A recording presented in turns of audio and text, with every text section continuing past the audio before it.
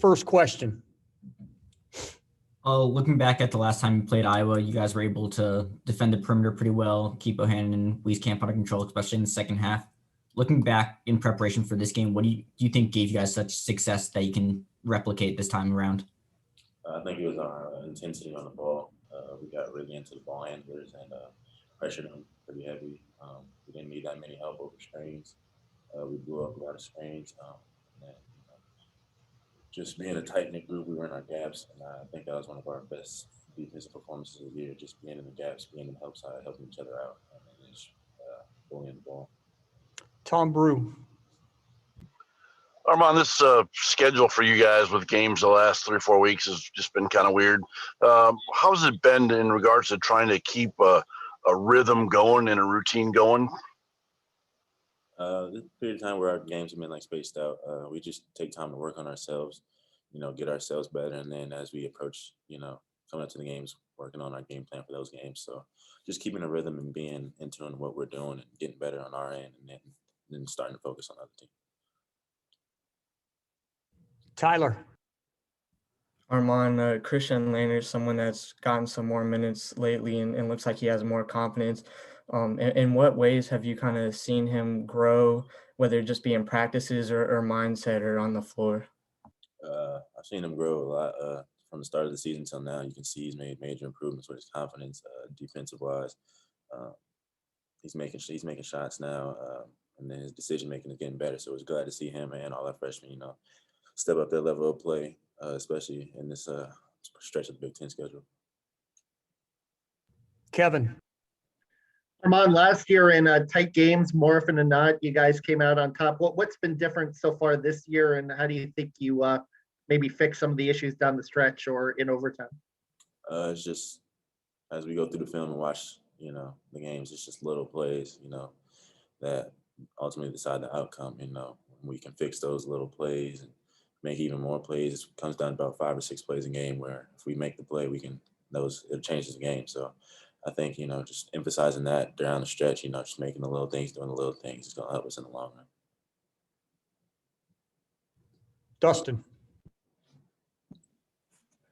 Armaan, Archie said, I think that you've been playing through, still playing with that ankle, said you might have been at 65%. I mean, how much pain are you still dealing with, and what do you have to do to manage it? How is it affecting your game, and what are you doing to overcome it?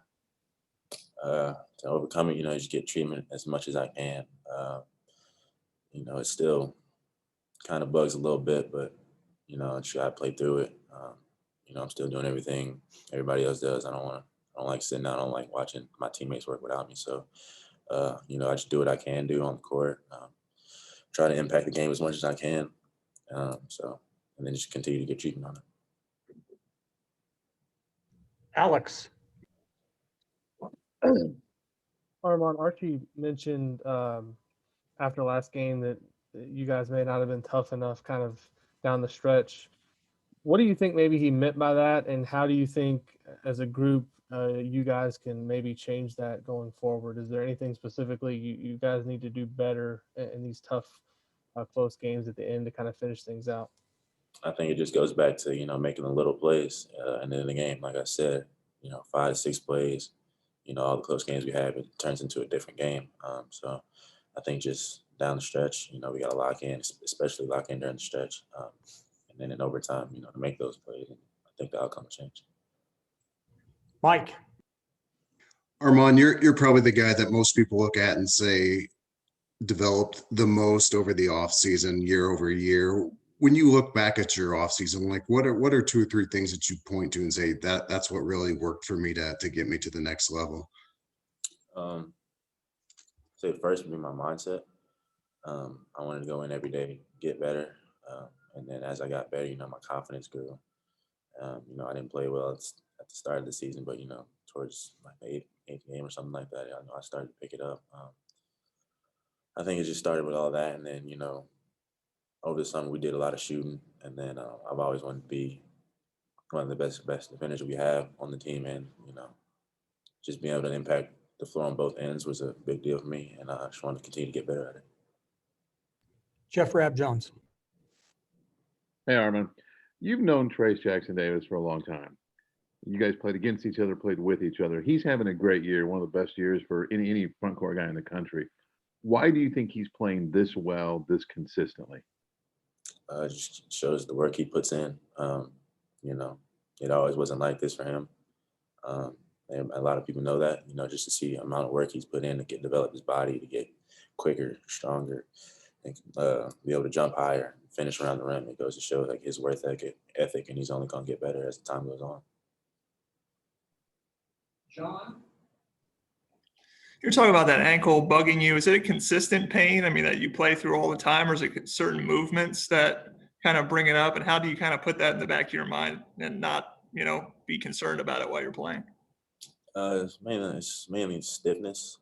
If I sit for a long time and then try to go out there and do something, it's just stiff. It takes a minute for it to warm up. But when you're playing, you really don't think about it. You're so locked into the game that, you don't think about being tired. You don't think about being injured. You're just going out there and playing like you usually do. Alex, and we'll finish up with Zach. Armaan, how would you, assess the level of urgency in terms of the team kind of needing to bounce back in this, 2-game skid coming out tomorrow? And you guys collectively talk about, you got to figure out a way to get some wins here in order to kind of get to where you want to be at the end of the season. In this league, you can't afford to dwell on losses. It's always going to be a next game. The most important game is going to be the next game. So you can't dwell on losses. You got to look back at it, see what you did. Go into practice and work on those things. Try to improve, prepare for the next team, and just try to be ready for the next game. We don't have time to dwell over these losses because we got another one coming. Zach? Armaan, I got circling back to Christian a little bit. Obviously, you see a lot more than us. When he's really kind of comfortable, when he's really in his rhythm, just what does he bring on the floor? We've seen, as you kind of talked about, bits and pieces of it here these last few games. But as somebody who goes through workouts with him, open gyms, things like that, when it's kind of really all clicking for him, just kind of what all can he bring to the team on the floor? He can bring a lot to the table. He can shoot. He can get hot really quick. And he's not afraid to shoot it either. That's the thing. He's a real confident. He's real confident in himself, which is a good thing to have as a player. And then he's been able to distribute. In practice, we see a lot of things what he does for us, and we know like with time, it's going to get even better and better. He's 18. He just turned 18. He's a young guy, so as time goes on, he'll get a lot better. John, did you have a question? No, I didn't have one. I already asked one. Okay. All right, guys, if that's it, we'll send out the recording here in a few minutes. Thank you. See you tomorrow, guys.